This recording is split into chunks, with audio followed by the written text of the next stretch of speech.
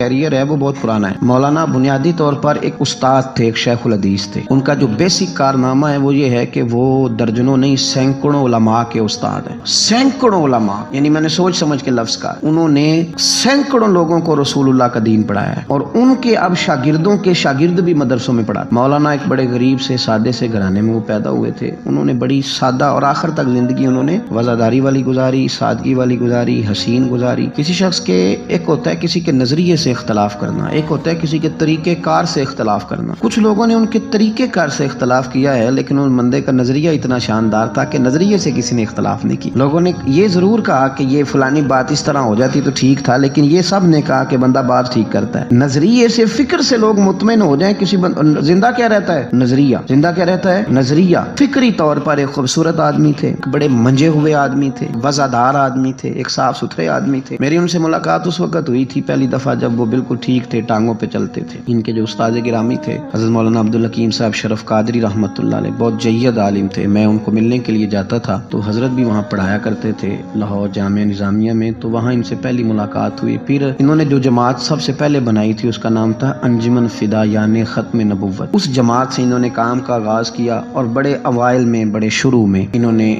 ختم نبوت کے تعلق سے مختصر سے کام کا آغاز کیا، اور بڑی جلدی ان کا کام پھیل گیا۔ مکی پیر مکی دربار میں یہ اوقاف کی مسجد کے سرکاری خطیب تھے، لیکن حضرت ممتاز قادری صاحب رحمۃ اللہ علیہ کی شہادت پہ انہوں نے سرکاری ملازمت چھوڑ دی۔ اس کے بعد انہوں نے بڑی محنت کی، بڑی جد و جہد کی، بڑی کاوش کی، بیمار اور معذور ہونے کے باوجود بڑی کوششیں فرمائیں، اور بڑے نڈر تھے، بڑے بے باک تھے، بڑے خوبصورت تھے۔ سب سے بڑی بات یہ تھی کہ سکہ عالم دین تھے۔ جماعت کسی بھی سیاسی جماعت کے پاس اتنا تگڑا بندہ نہیں جس طرح کہ حضرت مولانا خادم حسین رضوی صاحب۔ میری ان سے تسلسل، جیل جانے سے پہلے میں ملا، جیل سے آئے تو پھر ملا۔ میں گرچہ ان کی جماعت میں کبھی شامل نہیں ہوا، لیکن فکری طور پر ان سے جو کہ پہلے کا ایک تعلق تھا، ابھی بھی 24 اکتوبر کو پچھلے مہینے کی وہ گجرات جا رہے تھے تو کچھ دیر ہمارے پاس رکے، اور دیر تک وہ باتیں کرتے رہے، اور دیر تک ان کی میں باتیں سنتا رہا۔ پھر وہ مجھ سے کچھ سوالات پوچھتے رہے، میں ان کے جواب دیتا رہا۔ پھر اچانک جو ہے وہ کچھ دن پہلے خبر ملی کہ ان کا طبیعت ان کی بڑی علیل ہے۔ میں نے تیمارداری کے لیے کچھ ان کے جو قریبی لوگ تھے ان سے رابطہ کیا، بتایا کہ آپ ٹھیک ہیں، آپ تھوڑے بیمار ہیں۔ پھر کل اللہ تبارک و تعالیٰ کا فیصلہ قدرت آئے، اور تیزی کے ساتھ لوگ اٹھ گئے۔ اس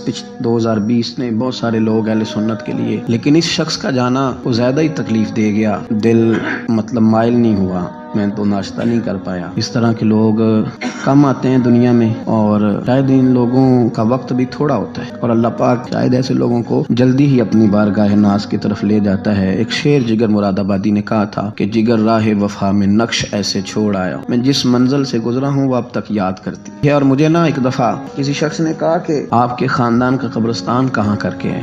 لوگ لکھنے والے جو لوگ ہوتے ہیں وہ پوچھتے رہتے ہیں کہ اس بندے نے کیا وصیت کی ہے، تحریری والے لوگ۔ تو میں نے انہیں کہا کہ قبر بھی بانی جائے گی۔ تو مجھے کہنے لگے کہ کس طرح کر کے پتہ چلے گا؟ تو میں نے کہا تے اکھاں جدو میٹیاں تے پھر زمانہ مینوں روے، اپنا تے اپنا بیگانہ مینوں روے گا، تے جدو نہ میں دسیا میں خارا نوں میں خانے وچ، پھر جام ٹوٹ جان گے میں خانہ مینوں روے گا۔ کئی لوک لوک رون گے تے کئی بک بک رون